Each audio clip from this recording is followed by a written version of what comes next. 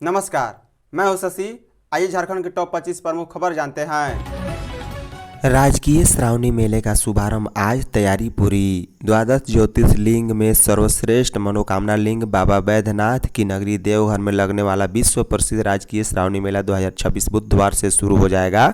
सावन में लाखों कांवरिये सुल्तानगंज से गंगा जल लेकर बाबा बैद्यनाथ का जलाभिषेक करने आते हैं। बता दें कि बुधवार पर्यटन मंत्री सुदीव्य कुमार, मंत्री संजय प्रसाद यादव, मंत्री दीपिका पांडे सिंह और मंत्री हफीजुल हसन झारखंड बिहार की सीमा पर स्थित दुमा में इस मेले का उद्घाटन करेंगे। इस मेले के दौरान श्रद्धालुओं की सुरक्षा और सुविधा के लिए प्रशासन द्वारा व्यापक इंतजाम किए गए हैं। श्रावणी मेला के दौरान बाबा नगरी आने वाले कांवरियों को सुविधा व सुरक्षा के लिए की जा रही तैयारियां अंतिम चरण में है। श्रद्धालुओं के सुखद अनुभूति के लिए बाबा नगरी को आकर्षक विद्युत साज सज्जा से सजाया जा रहा है। साथ ही कांवरिया रूट लाइन में कांवरियों को कोई असुविधा न हो, इसके लिए शेड और पर्याप्त लाइटिंग की व्यवस्था की गई है। श्रावणी मेले में श्रद्धालुओं को सुविधा प्रदान करने के लिए जिला प्रशासन द्वारा इस वर्ष श्रावणी मेले क्षेत्र में पेयजल, शौचालय, स्नान गृह के साथ मिस्ट कूलिंग और इंद्र वर्षा की भी संख्या में इजाफा किया गया है। झारखंड में टेक होम राशन वितरण फिर से होगा शुरू। राज्य के 38,957 आंगनबाड़ी केंद्रों के माध्यम से टेक होम राशन का वितरण अगस्त 2026 से शुरू दोबारा किया जाएगा। मंत्रिपरिषद की स्वीकृति के बाद महिला बाल विकास एवं सामाजिक सुरक्षा विभाग ने इसे लेकर आदेश जारी कर दिया है। इस निर्णय से राज्य के करीब 14 लाख से अधिक लाभुकों को नियमित रूप से पौष्टिक पूरक पोषाहार उपलब्ध कराया जाएगा। बता दें कि नई एजेंसियों के चयन और टेंडर प्रक्रिया पूरी न होने के कारण सभी आंगनबाड़ी केंद्रों से अप्रैल से टेक होम राशन का वितरण रुका हुआ था। इससे सीधे 14 लाख गर्भवती महिलाएं, धात्री महिलाएं और छोटे बच्चे प्रभावित हो रहे थे। पिछले दिनों ही वित्त विभाग ने पुरानी एजेंसियों को सशर्त अवधि विस्तार दे दिया था। इसके बाद मंत्रिपरिषद से इसकी स्वीकृति मिली थी। अब विभाग पुनः आंगनबाड़ी केंद्रों के माध्यम से इसका वितरण शुरू किया जा रहा है। झारखंड में 16 माओवादियों का सरेंडर। झारखंड में भाकपा माओवादी के पुलिस ब्यूरो सदस्य मिसिर बेसरा व केंद्रीय कमेटी सदस्य असीम मंडल दस्ते के 16 सदस्यों ने ऑपरेशन नवजीवन के तहत पुलिस मुख्यालय में मंगलवार को डीजीपी तलसा मिश्रा समेत अन्य पुलिस अधिकारियों की मौजूदगी में सरेंडर कर दिया है। पुलिस मुख्यालय में आयोजित समारोह में आईजी अभियान नरेंद्र कुमार सिंह ने बताया कि चाईबासा में वर्तमान में मिसिर बेसरा को लेकर अभियान चल रहा है। उसके साथ सिर्फ 2 माओवादी हेमंत उर्फ मोचू और गौरव हैं, जबकि दूसरे माओवादी सालुका कायम के साथ भी 2 कैडर बचे हैं। इस तरह चाईबासा में अब सिर्फ 6 माओवादी बचे हैं। हालांकि देर रात मिसिर बेसरा व उसके साथ 2 माओवादी गिरफ्तारी पर अब 3 ही बचेंगे। बता दें कि पुलिस मुख्यालय में सरेंडर करने वालों में 15 लाख का इनामी रीजनल कमेटी मेंबर संतोष उर्फ वासुदेव का प्रमुख है। उसके खिलाफ राज्य में 128 माओवादी केस दर्ज हैं। धनबाद में कोयला कारोबारियों की 150 करोड़ की संपत्ति जब्त। प्रवर्तन निदेशालय ने मंगलवार की अहले सुबह धनबाद में कोयले के अवैध कारोबार के खिलाफ बड़ी कार्रवाई शुरू की है। ईडी की अलग अलग टीमों ने एक साथ जिले भर में करीब दर्जन भर कोयला तस्करी के संदिग्धों और आउटसोर्सिंग संचालन के करीबियों के 25 से अधिक ठिकानों पर छापेमारी की है। देर रात तक तकरीबन 500 करोड़ की संपत्तियों की जानकारी मिली है। इनमें 150 करोड़ तक की संपत्ति जब्त की गई। वहीं 1 करोड़ से अधिक कैश की बरामदगी भी हुई है। ईडी के द्वारा बड़े पैमाने पर म्यूचुअल फंड, बैंकों में जमा राशि, जेवरातों की खरीद बिक्री से जुड़े दस्तावेज भी जब्त किए गए। ईडी सूत्रों के मुताबिक अलग अलग जगह से बरामद राशि और संपत्तियों का आकलन बैंकों के सहयोग से किया जा रहा है। कई अलग अलग शहरों में रियल एस्टेट में निवेश से जुड़े सेल डीड भी जब्त हुए हैं, जिसका आकलन किया जा रहा है। इसी दौरान आयकर विभाग को भी छापेमारी के दौरान मिले तथ्यों से ईडी ने अवगत कराया है।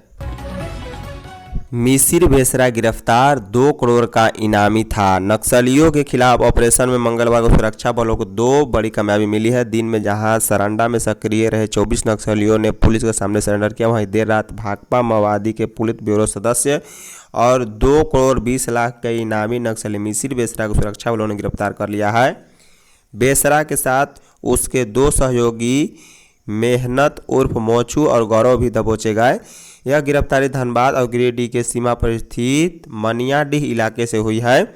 मिसिर समेत अन्य माओवादी को धनबाद गिरिडीह सीमा पर एक टाटा मैजिक गाड़ी से पकड़ा गया। इसके अलावा 2 अन्य को हिरासत में भी लिया गया।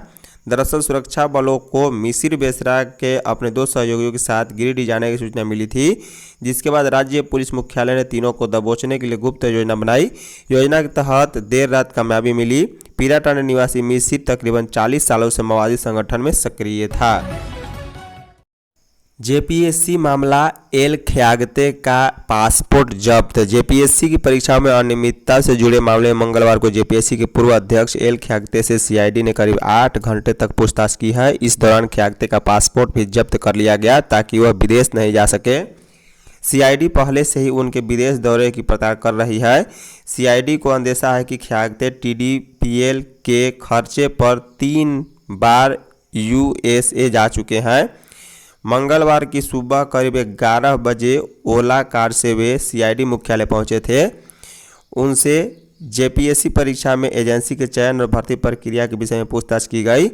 सीआईडी की एसआईटी टीम ने ख्यागते से शाम करीब 7:30 बजे तक पूछताछ की। इसके बाद उन्हें जाने दिया गया है। बता दें कि सीआईडी टीम ने करीब 8 घंटे तक पूछताछ के बाद ख्यागते को घर लौटने की इजाज़त दी। साथ ही बुधवार को फिर उन्हें दिन के 11 बजे बुलाया है।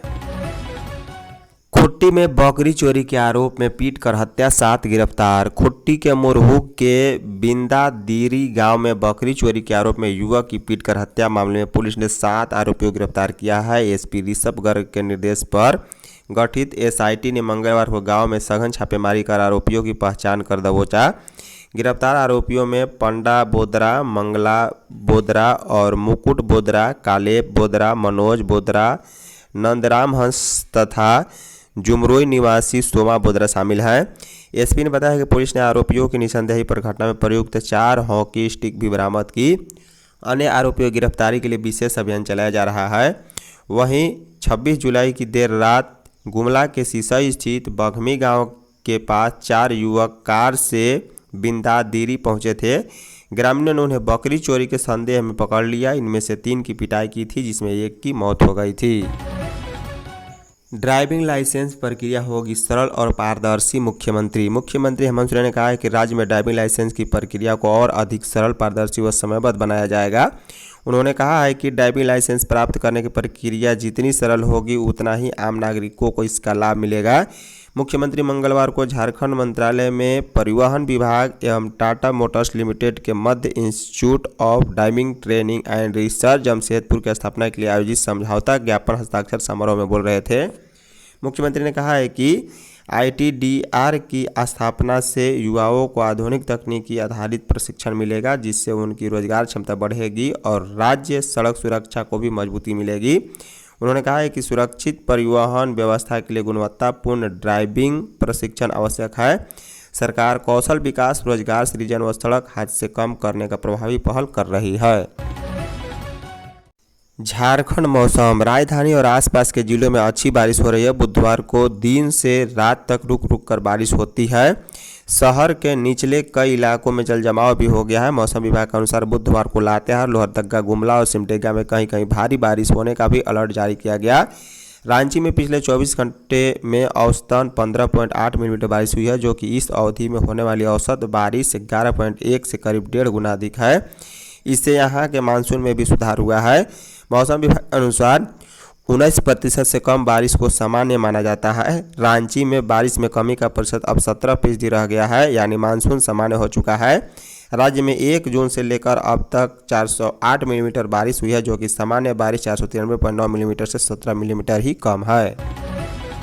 जेपीएससी व जेएसएससी के विरोध में आज से आंदोलन। बापू वाटिका मोराबादी में झारखंड के विभिन्न जिलों से आए अभ्यर्थियों एवं छात्र छात्राओं की बैठक मंगलवार को हुई है। बैठक में सर्वसम्मति से यह निर्णय लिया गया है कि झारखंड लोक सेवा आयोग और झारखंड कर्मचारी चयन आयोग की विभिन्न परीक्षाओं में व्याप्त अनियमितताओं, विसंगतियों, भ्रष्टाचार तथा अभ्यर्थियों की लंबित एवं न्यायोचित मांगों के समर्थन में बुधवार से व्यापक एवं अनिश्चितकालीन छात्र आंदोलन प्रारंभ किया जाएगा। आंदोलन की शुरुआत बुधवार को शाम 5 बजे जयपाल सिंह मुंडा स्टेडियम से अल्बर्ट एक्का चौक तक निकाली जाने वाली संविधान यात्रा से होगी। बता दें कि जेपीएससी जेएसएससी में हुई अनियमितता के विरोध में मोरहाबादी में आयोजित धरना प्रदर्शन में मंगलवार को विवाद हो गया। खुद को छात्रा बताने वाली युवती ने धरना स्थल पर जमकर हंगामा किया। छात्रा का कहना था कि यह विद्यार्थियों का आंदोलन है, पार्टी का नहीं, इसलिए जेएलके एवं पार्टी को हटाया जाए। धरना में शामिल एक छात्र ने इसका विरोध कर दिया। इसको लेकर छात्र और छात्रा के बीच जमकर बहस हुई है। एन्यूमरेशन फॉर्म जमा करने का आज अंतिम दिन। झारखंड में मतदाता सूची के विशेष गहन पुनरीक्षण में एन्यूमरेशन फॉर्म भरकर जमा करने और उसके डिजिटलाइजेशन की बुधवार को अंतिम तिथि है। जो मतदाता बुधवार तक एन्यूमरेशन फॉर्म जमा नहीं करते उनका नाम 5 अगस्त को मतदाता सूची के ड्राफ्ट पब्लिकेशन में शामिल नहीं हो सकेगा। मुख्य नियोजन पदाधिकारी कार्यालय की ओर से सभी जिला व बीएलओ को कार्य ससमय पूरा करने का निर्देश दिया गया है। बता दें कि 31 विधानसभा में 100% डिजिटलाइजेशन का काम पूरा हो चुका है। बाकी बचे 50 विधानसभा क्षेत्र में भी डिजिटलाइजेशन का कार्य 97% से 99% के बीच हो गया है। राज्य में 2,64,63,236 मतदाताओं में से 2,64,61,801 99.99% को एन्यूमरेशन फॉर्म दे दिया गया है। इनमें 2,20,20,934 मतदाताओं की ओर से भरे हुए और हस्ताक्षर किए हुए एन्यूमरेशन फॉर्म का डिजिटलाइजेशन भी कर दिया गया है। पहाड़ी बाबा का जलाभिषेक के लिए मिलेगा सुल्तानगंज का गंगा जल। सावन मास में पहाड़ी बाबा का जलाभिषेक करने वाले कांवरियों को इस बार सुल्तानगंज का गंगा जल निःशुल्क उपलब्ध होगा। यह बीड़ा नामकुम रेलवे क्रॉसिंग के पास स्वर्ण रेखा नदी तट पर सेवा शिविर लगाने वाली संस्था स्टेन रोज कल्प बोल बम समिति ने उठाया है। स्वर्ण रेखा नदी में शहर के नाला के दुर्गंध युक्त पानी के बजाय कांवरिया साथ लाए जल पात्र में गंगा जल लेकर पहाड़ी बाबा का जलाभिषेक करेंगे। यही नहीं, कांवरियों को नदी के पानी में स्नान भी नहीं करना होगा। इसके लिए नदी तट पर 4-4 हज़ार लीटर के 4 टैंकर कमेटी की ओर से लगाए जाएंगे, जिसमें गंगा जल रखा जाएगा। इसी जल से शिव भक्त व कांवरिया को सावन मास के प्रत्येक रविवार को रात में स्नान करने की सुविधा बहाल होगी। इसके साथ ही शिव भक्त प्रसन्नचित होकर शिवलिंग पर जल अर्पण कर सभी के लिए सुख समृद्धि की मंगल कामना करेंगे। छात्रवृत्ति नहीं मिली तो केंद्र को कोयला करेंगे बंद। झारखंड के अनुसूचित जनजाति अनुसूचित जाति पिछड़ा वर्ग कल्याण मंत्री चमरा लिंडा ने कहा है कि केंद्र सरकार अगर छात्रवृत्ति नहीं देती है तो झारखंड का एक ढेला कोयला नहीं जाने देंगे, उसे रोक देंगे। पूरे भारत की बिजली झारखंड के कोयला से चलती है।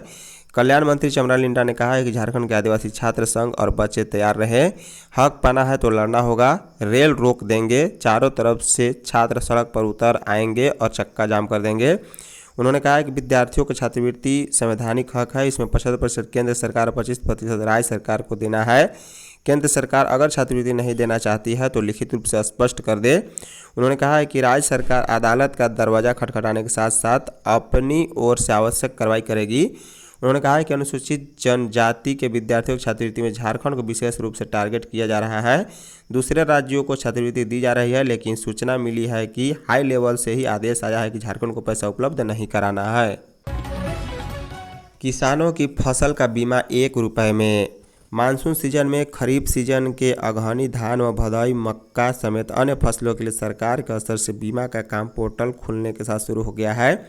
इसी क्रम में आवेदक किसानों के बैंक खाता के सत्यापन के लिए 1 रुपये की टोकन राशि ली जा रही है।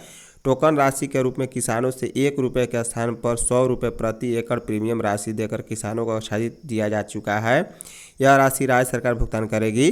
रांची जिला में पिछले 2 साल से तय लक्ष्य को इस बार भी यथावत रखा गया है। जिले के 18 प्रखंड में कृषि विभाग के बिरसा प्रधानमंत्री फसल बीमा योजना खरीफ में 1.90 लाख किसानों से जुड़े 1.64 लाख हेक्टेयर जमीन पर फसल बीमा की योजना है। इसको लेकर प्रखंड सहकारिता पदाधिकारी एवं टीम की ओर से प्रचार प्रसार का भी काम शुरू हो गया है। झारखंड हॉकी टीम का हुआ गठन। 16वीं हॉकी इंडिया राष्ट्रीय जूनियर पुरुष हॉकी चैंपियनशिप में भाग लेने के लिए 18 सदस्यीय झारखंड टीम की घोषणा की गई है। यह प्रतियोगिता 28 जुलाई से 8 अगस्त तक कोयम्बटूर में आयोजित हो रही है। जयपाल सिंह मुंडा हॉकी स्टेडियम में हॉकी झारखंड के महासचिव मनोज कोनबेगी, कोषाध्यक्ष अश्रिता लकड़ा और उपाध्यक्ष अशोक भगत ने सभी खिलाड़ियों के नाम की घोषणा की। साथ ही सभी खिलाड़ियों को खेल किट का भी वितरण किया गया। झारखंड का पहला मैच 2 अगस्त को पंजाब के साथ और दूसरा मैच 3 अगस्त को दिल्ली के साथ होगा। वहीं अश्रिता लकड़ा ने खिलाड़ियों को शुभकामनाएं देते हुए कहा है कि अब जो टीम बन रही है उसके लिए बहुत कैंप हुआ है। पहले ऐसा नहीं था, अब खिलाड़ियों का ट्रायल होता है, कंफर्म टिकट मिलता है। धन्यवाद।